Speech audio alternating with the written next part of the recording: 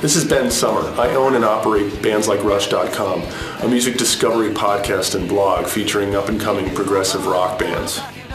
Enjoy this video edition of the podcast and check out my own music. Visit my website at bensummer.com. If you sign up for the email list, you'll get 3 free downloads.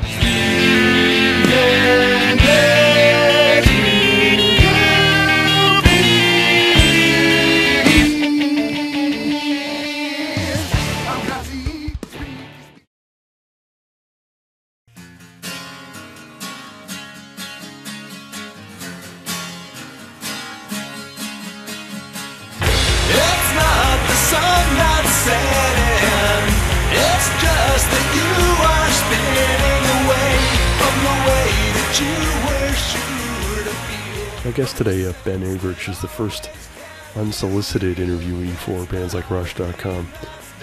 He's a one-man progressive rock band out of Seattle, and contacted me directly at the site with an offer to talk. I'm glad he did, because not only is his music awesome, but he's an avid, longtime Rush fan with a lot of great stories to boot. So happy to have him. It's also quite rare for me to find a fellow musician who, like me, writes, performs, and records all his own stuff, and he doesn't suck. On the contrary, his music is it's great. It's not at all simple Rush Similac or frankly derivative at all of any other classic prog rock band. But the songs are really personal statements. The arrangements, production, and musicianship are all top notch. His songs have grown on me. They're in my iPod. I suggest they get into yours. So, without further ado, here's Ben Averch. When all your past won't follow you in a new incarnation, there's only joy for you to find towards a new day rising green and demons exercised, it's all gone. Well, this is Ben Summer. I'm thrilled to have Ben Averch here, who's a young up and coming indie prog rock aspiring star from the northwest, that is. And Ben, so just if you could just say hi to the folks and give us a little background about who you are, what your music is like, and how you got started. Sure. Hey Ben, it's great to be with you. Thanks for the invitation. It's an awesome idea to have a website dedicated to bands like Rush. So very happy and honored to be able to contribute. Let's see, what's my deal? I am a songwriter and multi-instrumentalist. Live in Seattle area right now. And I've been a Rush fan since I was a little boy. My brother Mike turned me on to Rush when I was, I think, 6 or 7, and he was 12 or 13. And we got Moving Pictures and Exit Stage Left. And then we got the Betamax tape of Exit Stage Left in concert. And we watched it every day, probably 2 or 3 times a day. And it was just, mesmerizing, just so fantastic. Prior to discovering Rush, most of the music in our household was what my dad would play, which was Simon and Garfunkel, Peter, Paul and Mary. Yeah. It's just really laid back folk stuff. It's when I first heard Limelight and Vital Signs, and I couldn't believe that there was music that was so powerful and yet melodic at the same time, and the lyrics fascinated me too. So the whole thing was just, it was like the light switch turning on, and that was the way the music should sound.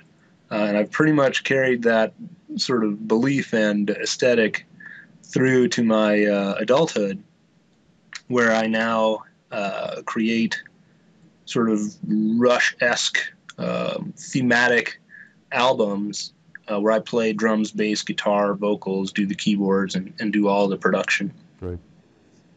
Wow. So, when you first got turned on to prog rock, were you sorry if I didn't catch that. Were you a musician? Were you playing then, or did you hit? I was just a little boy, so I was just in discovery mode, And what the deal was that we wanted to play those songs, me and my brother and his best friend Dave, and they were both pretty good guitar players, at least as far as I knew at age 6, and so there wasn't any room for another guitar player. So I decided I would be the drummer. Right. So I got out some phone books and pots and pans and started tapping away to try to reproduce, Red Barchetta. Wow. And so it was a lifelong quest to try to replicate that Rush sound. And eventually, I got a drum set and actually played drums and got relatively proficient with it. And I decided to become a songwriter and a singer also about the time when I was maybe 16. And so what happened was we had a band where, very sort of late 80s Rush-like band where I played drums and sang and wrote the lyrics. And it felt very limiting, both as far as my drumming went and in terms of how you can express yourself as a singer, being behind a drum set. So I decided I would learn guitar and switch to guitar and be the more sort of classical rock frontman, guitar player, singer guy. Right. And so that started a new band, which was called Bison, which was based out of Boston. And we made a record called Space Evader, which was basically super hyperactive, grunge meets Rush, I guess you could say, except it was much faster and not sludgy the way grunge can be. But eventually, when Bison stopped to exist, I wanted to continue to create music, but I didn't have any bandmates, and I didn't really want to seek out bandmates. So I just decided to record all the parts myself, and that's pretty much been my MO for the last, 8, 9, 10 years. I just did a quick Google for Bison Space Evader. I got the album cover up here. It's hilarious. Yeah. What is that monster there? Yeah, I don't know. Our drummer is named Doug Cabot, did the artwork. We wanted this, samurai-looking guy out in space, Right. Now that I think of it, the album cover for my current record, which is called Fortune Cookie, kind of evokes a similar feeling with outer space and the solitary figure. Yeah, it does. Is there a theme there, or is it just you like the stripy and the space out colors? Yeah, well, with the so the new record is called Fortune Cookie, and the story of how the album cover came to be is kind of cool. I was at the Sundance Film Festival in January for work, and they have this like underground multimedia extravaganza thing, and they had this projected images area where they're showing these really trippy, psychedelic, underwater looking things. And they had this red background and a blue background and some green stuff and fish going by. So I just took out my camera phone and snapped a picture of my silhouette in front of the projected images. And it turned out super cool. So then I said, hey, I can make this into the record cover. And I got this image that's called Ecliptic Path somewhere on the web and had a little blur effect. And now you have an album cover. It's vaguely reminiscent of the Grace Under Pressure cover in the sense of the isolated figure staring off into the void, I guess. Yeah. Kind of looks like Sun and Mercury. Anyway, that's funny. Well, I'm curious though. You piqued my interest. What were you doing at Sundance? What's your work that takes you there?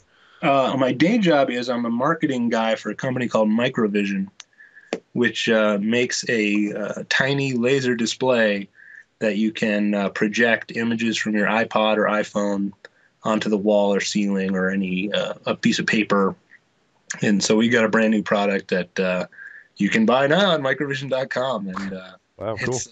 It's a great deal. Is there any performance potential in that kind of? Well, I also write a blog about the company, and I've got my music on the sidebar.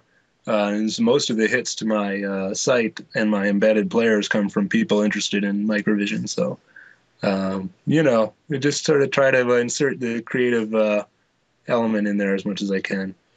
Oh, here we go. Yeah. I'm just scrolling down the site for anyone who's taking a look. Cool. Yeah. So, I'm curious because also I live in the Boston area. So, when was well the looks like Space Invader is 1996, so this is back in the 90s. What were you doing there? Did you go to college here, or were you just? Well, I grew up in Arlington, Mass. Oh. Oh. And I actually went to high school at Brookline High. So my bandmates, my bass player is Matt Olkin, or was in Bison, and we met in high school at Brookline. Mm-hmm. And basically we had our band, Bison, and we went around and things looked promising, but ultimately didn't materialize into something that could support a lifestyle, as it were. And Matt had a scholarship to Harvard. And, it gets harder and harder to say no to Harvard scholarship when you're playing in these dirty bars in the middle of nowhere to do 5 people. So he made an intelligent decision to accept that. And, we just had to figure out what else we were going to do creatively. So I ended up moving to California and then to Washington about 5 years ago. Let's listen to a full cut of one of Ben's tracks. This is called The Hook. Moonlight on the bed sheets, the way you looked away. Now I don't think that you're gonna see me anymore, and I don't know what we're gonna be. Praying for redemption, hitting a brick wall as I try to stop the fall. The hook was made, now I'm isolated, and what have I created? When you dream of someone new, dreams fall all around us, but you never shed a tear.